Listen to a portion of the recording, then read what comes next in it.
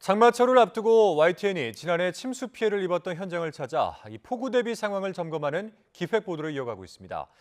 이번에는 폭우 때마다 물바다가 되는 서울 강남역 거리를 찾았는데요. 올해부터는 침수 위험을 미리 알린다지만 구체적인 기준이 없는 탓에 시민들의 불안감은 가라앉지 않고 있습니다. 임형준 기자가 현장에 다녀왔습니다. 거리가 흙탕물에 잠겨 강처럼 변했습니다. 버스와 승용차는 물속에 그대로 멈춰섰고 시민들은 허리 높이까지 차오른 물을 헤치며 힘겹게 걸어갑니다. 지난해 8월 시간당 110mm 넘게 폭우가 쏟아졌을 때 서울 강남 한복판의 모습입니다. 특히 주변보다 10m 이상 낮은 강남역 일대에는 고지대에서 흘러들어온 빗물이 고이기 일수라 2010년부터 지난해까지 침수가 5차례나 되풀이됐습니다. 여러 사람도 죽고 황당한 일이 많았잖아요. 그래서 지금도 사실 신경은 쓰여요. 이제 비가 많이 온다고 하니까. 서울시는 산사태나 지진처럼 올해는 침수에도 미리 위험을 알리는 예보와 경보제를 도입했습니다. 이에 따라 시간당 강우량이 55mm가 넘을 경우 예보가 발령됩니다. 상황이 더 심해지면 경보를 내려서 도로 통행을 막거나 침수 취약 지역 주민의 대피를 돕는 조치를 취하는데 언제 경보에 들어가는지는 구체적으로 정해져 있지 않습니다. 서울시는 지역마다 상황과 조건이 달라서 각 자치구가 CCTV 영상과 현장 점검을 통해 경보 발령 여부를 판단해야 한다는 입장입니다. 하지만 지난해 집중호우 때도 순식간에 건물 지하와 도로가 물에 잠긴 만큼 신속히 대응하려면 기준이 필요하다는 지적이 나옵니다. 침수가 보고 상황에서 경보를 발령하면 그것은 벌써 한 타임 늦은 거죠. 시간당 150mm가 올 때는 도로를 진입을 제한시킨다든가 기준을 명확히 마련해 둘 필요가 있습니다. 또 서울 강남 도심에는 아스팔트나 콘크리트로 포장된 도로가 많은 탓에 빗물이 땅에 스며들기 어렵습니다. 때문에 서울시도 고인물이 하천으로 빨리 빠져나가게 하는 대심도 빗물 터널을 지어서 배수 용량을 시간당 95mm 수준에서 110mm까지 늘리기로 했습니다. 그러나 예산만 9천억여 원이 투입되는 대규모 공사라 계획대로 오는 2027년까지 완공할 수 있을지는 미지수입니다. 결국 최소 몇 년간은 폭우가 쏟아져도 침수 자체를 막을 뾰족한 수가 없는 겁니다. 올해도 많은 비가 예고된 만큼 지난해 같은 침수 사태가 반복되지 않을지 우려가 커지고 있습니다. YTN 임영준입니다. 오늘은 예측하기 힘든 재난이죠. 산사태 현장인데요. 곧 비가 올 텐데 이런저런 이유로 복구는 아직입니다. 지환 기자가 현장에 다녀왔습니다. 비가 퍼붓자 산이 무너졌습니다. 토사가 쏟아지는 길목에 집이 있었습니다. 안에 있던 70대 어르신은 미처 피하지 못했습니다. 10달 뒤 다시 찾은 현장. 위쪽에서 쓸려 내려온 주택이 철거되면서 이렇게 철골이나 벽돌 같은 건축 자재가 여전히 어지럽게 널려 있습니다. 지난해 이곳 현장이 산사태 당시에 어땠는지 먼저 보여드리면요. 토사가 쓸고 내려오며 가정집은 수십 미터를 밀려 내려왔습니다. 지금 보시다시피 냉장고가 엉망이 됐고요. 차량도 그대로 휩쓸려 있습니다. 지금 구조 작업이 한창 이루어지고 있는데 지금 보시는 게 가정집 지붕입니다. 현장은 한참 복구 중입니다. 돌무더기를 깔고 수로를 내고 있습니다. 공사가 많이 늦어 지난달에야 시작했습니다. 꼭대기 태양광 시설 때문입니다. 산사태 발생 몇 달 후 정부는 태양광 시설이 원인이라고 발표했습니다. 빗물이 태양광 패널을 타고 한쪽으로 몰렸다는 겁니다. 하지만 수사는 지지부진, 늘어진 책임 공방에 복구 공사는 뒤로 밀렸습니다. 일단 우리 행정부에서 선 공사를 하고 수사 결과에 따라서 부산 건설 청구라든가 이런 거 할 예정이에요. 또 다른 산사태 발생 마을, 당시 주민 7명이 고립됐습니다. 진흙더미가 농막과 차량을 집어삼켰습니다. 산사태가 발생한 현장입니다. 토사물과 뿌리째 뽑힌 나무가 주택과 마을을 잇는 도로를 덮쳤습니다. 현장은 말 그대로 쑥대밭으로 변했습니다. 지난해 홍성욱 기자가 방송을 전해드렸던 곳입니다. 당시 토사로 덮여있던 이 마을길은 말끔해졌는데요. 난장판이 됐던 이 산사태 흔적은 여전히 남아 있습니다. 개울수로엔 돌무더기가 가득합니다. 논밭엔 쓰러진 나무가 아무렇게나 쌓였습니다. 마을 인적도 뚝 끊겼습니다. 계세요. 이 이쪽 계곡이 전부 외지인들이에요. 실제 손해 입은 양반은 이 집하고 이 집 마당 쪽 끝에 부분하고. 산사태가 시작된 꼭대기 근처엔 사방댐이 설치되고 있습니다. 그나마 구규림이라 가능했습니다. 반면 아래쪽 마을 주변 복구는 시작도 못했습니다. 사유지가 대부분인데 일부 주민 동의를 받지 못했습니다. 설계는 1월 좀 거의 다 왔는데 쌍비를 작년부터 찾았는데 못 찾았어요. 그래서 산을 헤집어 집과 건물을 짓고 태양광 시설을 만들면 급경사가 생깁니다. 급경사는 대표적인 산사태 원인입니다. 일단 산사태가 나면 사람은 그 속도를 피할 수 없습니다. 예보와 비상황을 미리 확인하고 산사태 전조 증상을 확인하면 즉시 대피해야 합니다. 자연산지와 급경사지, 도로 비탈면과 주거지 인근 모두 산사태 발생 가능 지역이지만 정부 부처와 지자체별로 관리 주체는 제각각. 언제 날지 모를 산사태지만 책임 공방과 더불어 사전 예방도 빠른 복구도 버거운 이유입니다. YTN 지환입니다. 이번엔 태풍 흰남노로 막대한 피해를 입은 경북 포항시를 찾았는데요. 10달이 지났지만 범람했던 하천 복구는 이제야 첫 삽을 떠 주민들의 불안감은 계속되고 있습니다. 김근우 기자가 현장을 취재했습니다. 아파트 지하주차장 입구에 흙탕물이 가득 차올랐습니다. 태풍 흰남노로 아파트 옆 냉천이 범람하면서 삽시간에 물이 들어찬 겁니다. 주차된 차를 옮기러 들어갔던 주민 7명은 결국 빠져나오지 못했습니다. 10달이 흘러 다시 다가온 장마철. 지하주차장 입구에 설치된 차수판과 모래주머니가 그날의 아픔을 되새기게 합니다. 속수무책으로 물이 쏟아져 들어왔던 지하주차장 입구에는 이렇게 자동 차수문이 설치됐습니다. 하지만 주민들은 이 차수문이 임시 방편에 불과하다며 여전히 불안감을 호소하고 있습니다. 아파트 원상복구도 차일피일 밀리면서 올해 또 수해를 입지는 않을까 걱정이 태산입니다. 차수막은 미봉책에 불과하고 제일 큰 근본 원인은 냉천에서 준설공사를 하고 비가 오기 시작하면 모든 주민들은 창문에서 냉천을 쳐다봅니다. 물이 넘치나 안 넘치나. 범람했던 냉천의 항구 복구 작업은 이제 겨우 첫 삽을 떴습니다. 예산 문제로 작년에는 아예 공사를 시작조차 못했습니다. 올해 들어서도 계획을 잡고 행정 절차를 밟느라 5달을 허비했습니다. 복구 공사에 걸리는 시간은 앞으로 2년. 경사면에 흙포대를 쌓고 하천 토사를 실어내는 응급조치에 의지하며 장마철을 2번이나 더 견뎌야 합니다. 하류 쪽에 있는 제방을 최대한 고수부지를 사토해서 깎아내고 사토를 해야지만이 하류 쪽으로 물이 흐르는데 문제가 없게 됩니다. 본격적인 우기철이 도래하기 전에 최대한 빨리 사토를 시행하여 주민들이 걱정하지 않도록. 지하주차장 참사 수사마저 하천관리기관과 아파트 직원 등 피의자에 대한 구속영장이 기각되며 흐지부지되고 있습니다. 사고 원인에 대한 수사와 책임자 처벌은 물론 복구 작업까지 늦어지면서 지난해 같은 피해가 반복될 수 있다는 주민들의 걱정이 커지고 있습니다. YTN 김근우입니다. 이번에는 지난해 집중호우로 제방이 무너졌던 충남 당진 용현 저수지를 다녀왔습니다. 무너진 제방을 임시로 막아놨지만 큰돈이 드는 보강공사는 내년에야 시작될 전망이어서 인근 주민들이 크게 걱정하고 있습니다. 양동훈 기자입니다. 제방 가운데가 무너져 내렸고 난간은 휘어졌습니다. 토사와 물이 쏟아져 나오면서 제방 바로 아래 있는 논도 휩쓸렸습니다. 지난해 6월 30일 충남 지역에 쏟아진 집중호우에 당진 용현 저수지 제방이 무너졌습니다. 다행히도 다친 사람은 없었지만 주민들은 밤새 불안함에 떨어야 했습니다. 1년이 지난 지금 저수지는 어떤 모습일까? 당시 무너졌던 자리에는 토사를 쌓아 긴급 복구를 마쳤고 물이 스며들거나 쓸려 내려가지 않도록 방수포로 덮어둔 상태입니다. 시에서 저수지에 대한 정밀 안전 진단을 벌인 결과는 D등급, 보수와 보강이 시급하다는 결론이 나왔습니다. 하지만 여태 긴급 복구만 진행된 상태로 제대로 된 공사가 미뤄지고 있어서 주민들의 걱정이 이만저만이 아닙니다. 올해 또 이제 또 장마 또 시작될 텐데 또 이제 하늘만 쳐다보게 생겼어요. 또 잠도 못 자고 작년 아주 한번 놀래갖고 아주 막 이제 청심환 미리 사다 놔야 될 것 같아. 당진시는 현재 임시로 쌓아둔 제방을 제대로 보강하는 것은 물론 비가 쏟아져 일정 수위가 넘어가면 저절로 물이 빠져나갈 수 있도록 수문 개량 공사도 진행하는 계획을 세웠습니다.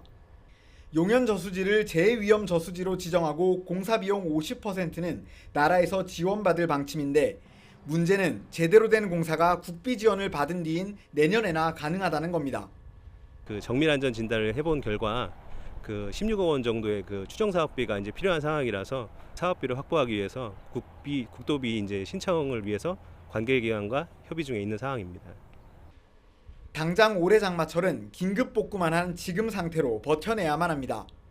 시에서는 수문 담당 직원의 순찰과 소통을 강화하고 많은 비가 예보될 경우 미리 수문을 열어두는 등 집중호우 대책을 마련하고 있다고 밝혔습니다. YTN 양동훈입니다.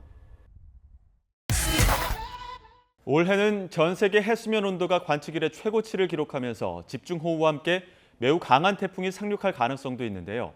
해안가 지역은 선박과 해양 사고에 각별한 주의가 필요합니다. 오선열 기자의 보도입니다.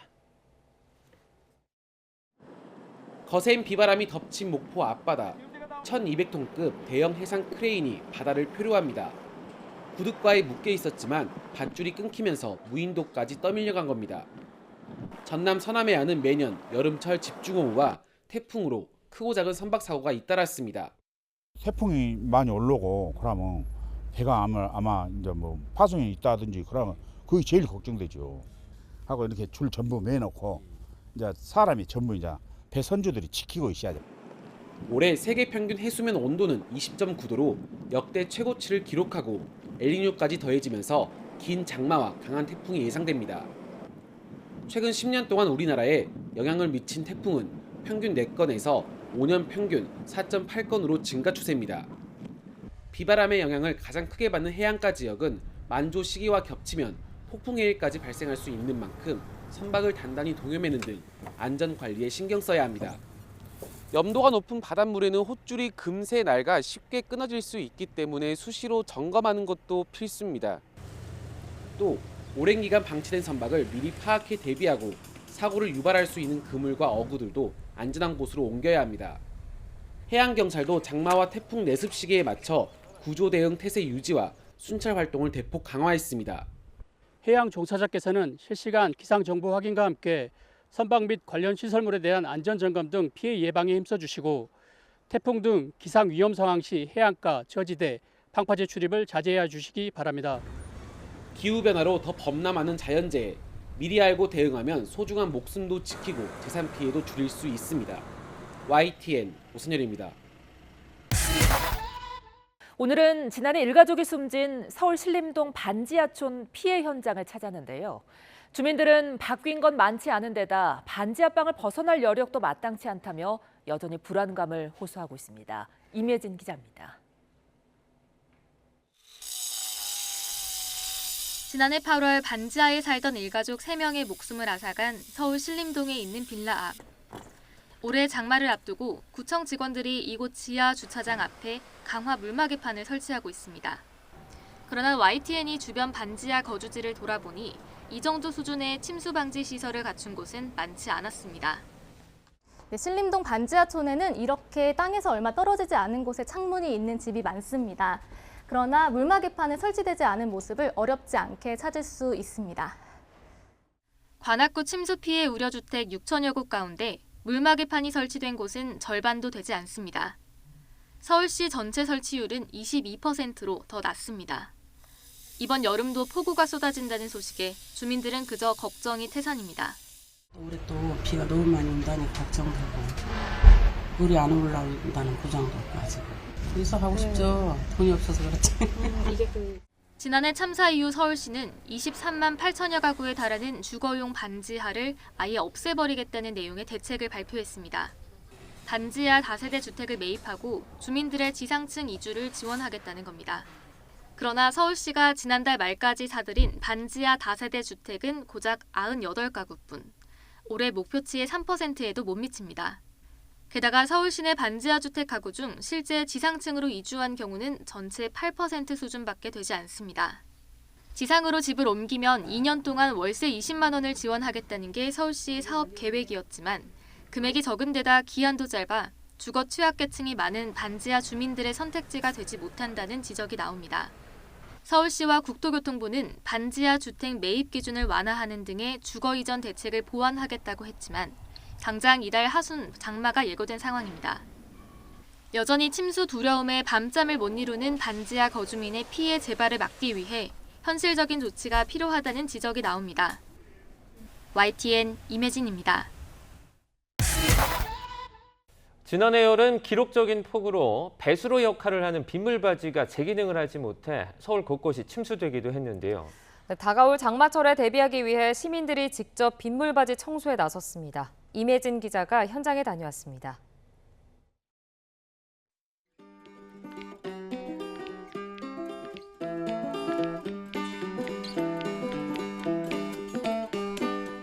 빨간 조끼를 맞춰 입은 자원봉사자들이 손마다 집게와 비닐봉지를 들고 쓰레기 줍기에 한창입니다. 빗물이 도로 아래로 빠지도록 하는 빗물바지를 깨끗이 하기 위해서입니다. 이렇게 빗물바지를 열어보면 담배꽁초와 각종 쓰레기를 발견할 수 있는데요. 반복적으로 쌓이면 도로 침수가 발생할 수 있습니다. 지난해 여름 폭우 때 도로 위로 물이 차오르는 등 온통 물바다가 됐던 서울 강남 일대. 빗물바지를 막은 쓰레기가 침수 피해를 키운 원인 가운데 하나로 지목됐습니다. 올해도 역대급 장마가 예상되면서 빗물바지 정비의 필요성이 커지자 주민들이 직접 팔을 걷고 나섰습니다. 양천구 신정동, 신월동 지역이 상당히 이제 저지대가 많고 또 반지하에서 생활하시는 분들이 많기 때문에 원활한 배수를 위해서 빗물바지 사이사이에 낀 담배꽁초와 쓰레기를 꺼내다 보니 어느덧 비닐봉지가 가득 찼습니다. 청소를 마친 뒤에는 쓰레기를 버리지 말라는 스티커를 붙여 마무리합니다. 특히나 이제 주점이 있거나 식당이 있는 쪽 앞에는 집중적으로 좀 많았었어요. 흙들도 많이 고여 있었고 칸칸이 창살마다 오래된 폐작물들이 좀 많아서 이거를 우리가 안 했더라면 참 위험한 상황이었겠구나 하는 생각들을 했습니다. 서울시 자원봉사센터는 오는 8월까지 서울 전역에서 빗물바지 청소 점검 캠페인을 벌여 정화 활동을 이어갈 계획입니다. 그러나 청소보다 우선해야 할 건 빗물바지를 막히지 않게 하는 것. 이미 지난해 수해로 큰 피해를 겪은 만큼 빗물바지에 쓰레기를 함부로 버리지 않는 성숙한 시민의식이 필요합니다. YTN 임혜진입니다. 오늘은 지난해 이 폭우에 곳곳이 물에 잠겨 퇴근길 혼란을 빚었던 서울 지하철을 찾았습니다. 물막이판이 없는 출구가 여전히 있었는데 서울교통공사는 민간이 관리하는 곳이라며 사실상 손을 놓고 있었습니다. 유서영 기자가 취재했습니다. 누런 흙탕물이 계단을 타고 쏟아져 내립니다. 건물 천장 군데군데 뚫린 구멍을 통해서도 가는 물줄기가 새어나옵니다. 지난해 8월 폭우로 침수됐던 서울 지하철 7호선 이수역의 모습입니다. 이곳 이수역에는 지난해에도 물막이판 하나가 있었는데요. 시간당 최대 140mm가 넘는 강수량을 버티지 못하고 물에 잠겼습니다. 올해는 하나를 추가로 설치해 80cm 높이까지 차오르는 빗물을 막을 수 있게 됐습니다. 서울교통공사는 이 밖에도 올해 들어 서울 지하철역 330여 곳 출구 대부분에서 물막이판 설치를 마쳤습니다. 역사 안으로 빗물이 유입하는 걸 막아줘 침수를 방지하는 데 가장 효과적이라고 봤기 때문입니다.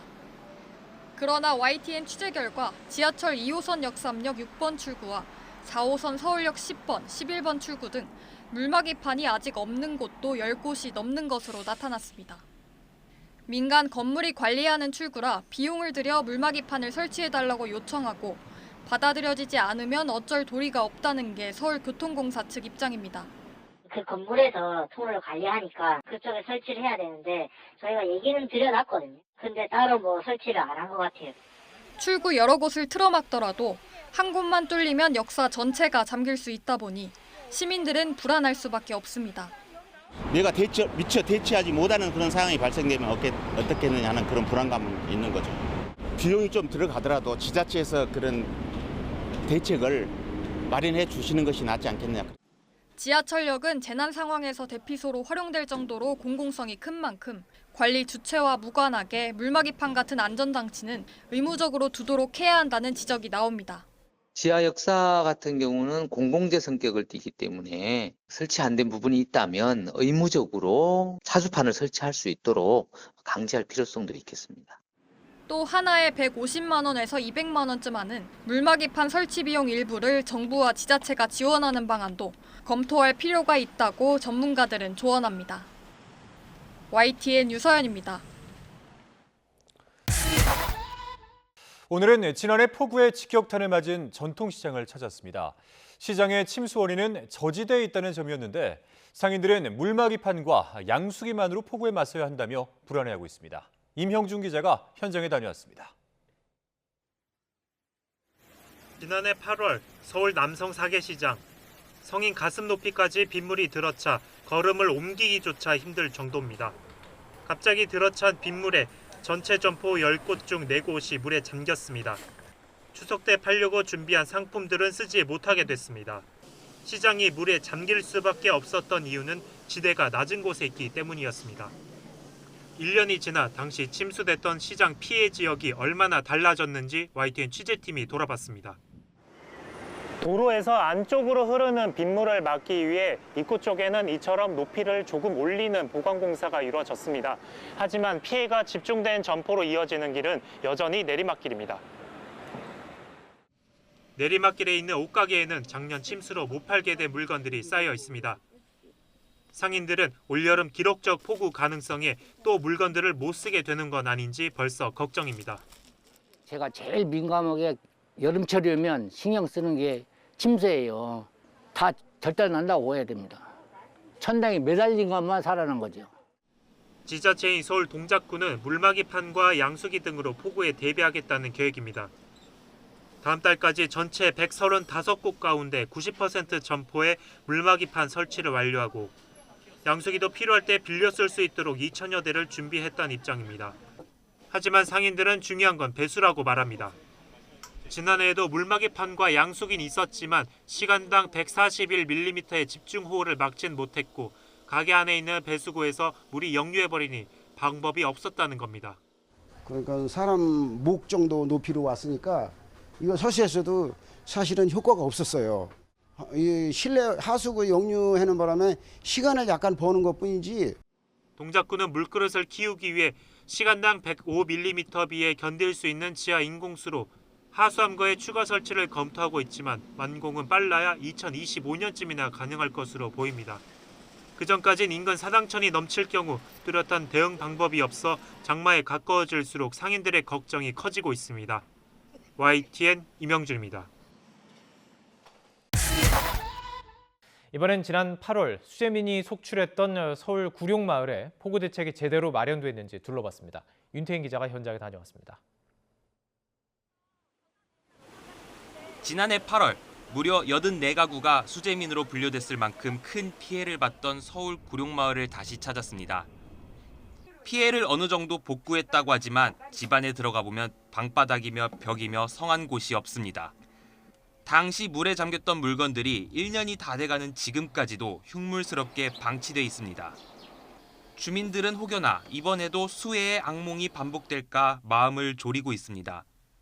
제 소지품이고 뭐고 다 그냥 다 날아가고 옷도 입을 거 지금까지도 지금 고생을 많이 하고 있어요. 비가 오면 막 심장이 벌렁벌렁하고. 본격적인 장마가 이달 하순으로 다가오고 있지만 여전히 미흡한 모습이 곳곳에서 눈에 띄었습니다. 지난해 8월 폭우 당시 구룡마을을 가로지르는 이 배수로가 막혀 빗물이 마을까지 흘러넘쳤는데요. 이후 서울 강남구청은 배수로의 정비에 나섰지만 이렇게 벽이 무너져 생긴 커다란 돌덩이들이 방치돼 있습니다. 또 축대를 돌로 단단히 세운 대신 모래주머니를 쌓아놓은 곳도 있었는데 많은 비가 오면 또다시 범람할 우려가 있어 보입니다. 특히 구룡마을에선 다른 수해 취약 지역에 설치되고 있는 물막이판을 하나도 찾아볼 수 없었습니다.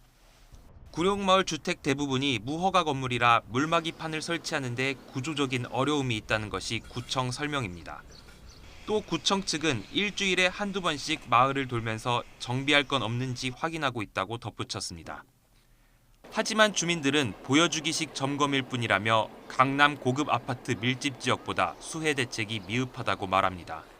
비가 너무 많이 온다고 오래 그러잖아요. 그러다 보니까 다 주민들이 지금 불안한 상태 지금 떨고 있어요. 다가오는 장마철, 주민들의 불안감을 잠재우고 안타까운 피해를 막기 위해 대비가 더욱 철저해야 한다는 목소리가 나오고 있습니다. YTN 윤태인입니다. YTN 뉴스를 더 많이 보고 싶으시다면 여기 구독 버튼을 눌러주세요. 추천 영상도 누르면 바로 재생됩니다. 또 뉴스 속보 알림을 받고 싶으시면 휴대폰에서 YTN 앱을 다운로드해보세요. 늘 저희 YTN 뉴스를 시청해주셔서 감사합니다.